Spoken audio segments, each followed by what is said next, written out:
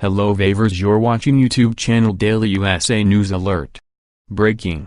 New report details how race relations plummeted under Obama.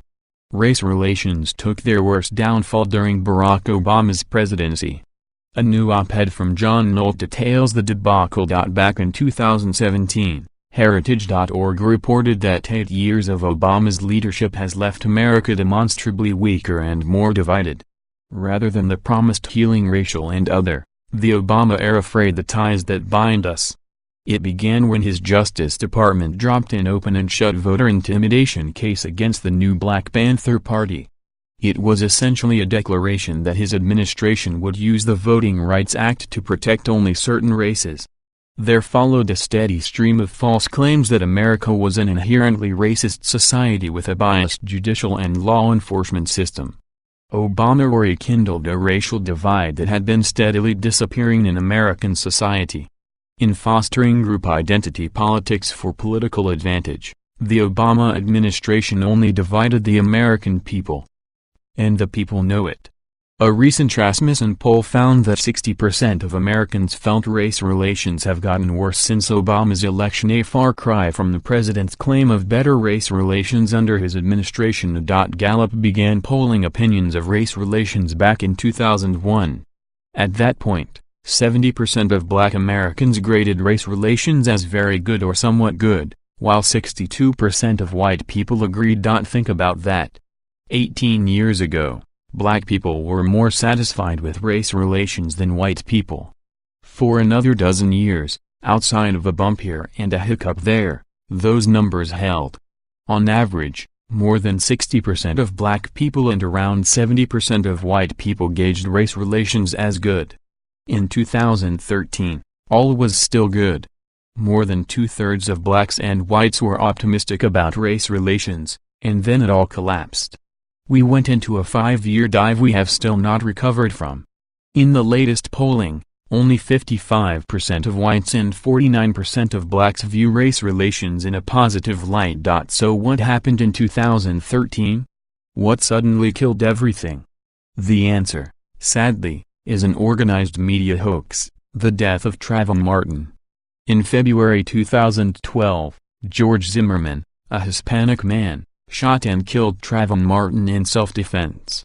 But if you recall, in February 2012, President Barack Obama's re-election campaign was just starting to gear up, and after 3 years of failure, he needed a cause to turn out his base. And so the media came running to his aid and turned the Hispanic Zimmerman into a white man, turned an act of self-defense into a white man hunting down a Black teenager, and went so far as to try and frame Zimmerman by fabricating evidence against him. CNN and NBC News both manipulated Zimmerman's 911 tape to twist him into a racist. ABC News practically airbrushed a photo of Zimmerman's scalp to remove the wounds he received in his struggle with Martin. Although exonerated in a court of law, Zimmerman was tried and convicted by the media using lies, fabricated evidence, and outright racism. And to their forever disgrace, President Obama and the Democrats milked this hoax for all it was worth. You see, it was at this point when the media and Democrats went all in on identity politics, and in the 5 years since, they have never looked back. The result has been an endless series of hate crime hoaxes that the media are either complicit in manufacturing or eagerly advancing. And nothing can stop them, not the damage to their own credibility. Not even tragedy and death. The summer of 2014 was the summer of the Michael Brown hoax, the hands up, don't shoot hoax, which ended with the burning of large parts of the predominantly Black, working-class city of Ferguson, Missouri, and countless attacks on police officers, including assassinations. After Donald Trump won the presidency, the media's hate crime hoax machine went into overdrive, starting with Charleston, Virginia, where the media falsely accused the president of saying there are good Nazis. He did not, and falsely claimed he did not condemn the white supremacists who gathered there. He did, more than once. On top of that lie, there were the anti-Muslim hoax at the University of Michigan, the bisexual hate mail hoax at North Park University, the Black woman accosted by Trump supporters hoax at a Philadelphia gas station, The Muslim who had her hijab ripped off her head by a MAGA hat-wearing racist hoax in Louisiana. The guy who spray-painted Heil Trump on his own church hoax in Indiana. The Muslim woman attacked by Trump supporters hoax in New York. The Whole Foods wrote "fag on my cake" hoax in Texas. The white guy paints "nigger lover" on his own garage and sets his own cars on fire hoax in Texas. The Muslim woman who slashed her own face hoax in New York. The Muslim student writes hate graffiti on his own door hoax at Beloit College. The black student who wrote racist notes hoax at Street Olaf College.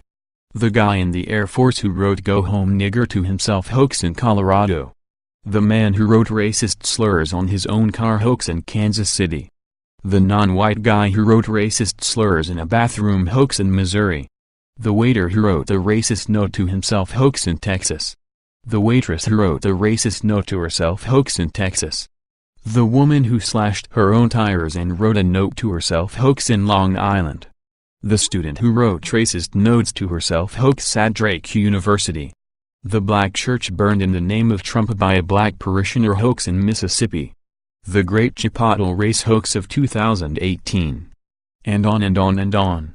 Almost all of these hoaxes received a massive amount of local and national media attention, and almost all of them were exploited by the media, Democrats, and left-wing activists to divide our country and advance the cause of identity politics. Already in 2019, a year that is not even 2 months old, the media have perpetrated 2 massive hate crime hoaxes. In January, the media deliberately smeared a group of totally innocent Covington High School boys as racists simply because they are white, Christian, and wore "Make America Great Again" hats. Not satisfied with that, the media then jumped with both feet into the Jussie Smollett hoax, even though they were skeptical of it from the beginning, which is something they are only admitting to us now. Tell me again how the media are not the enemy of the American people.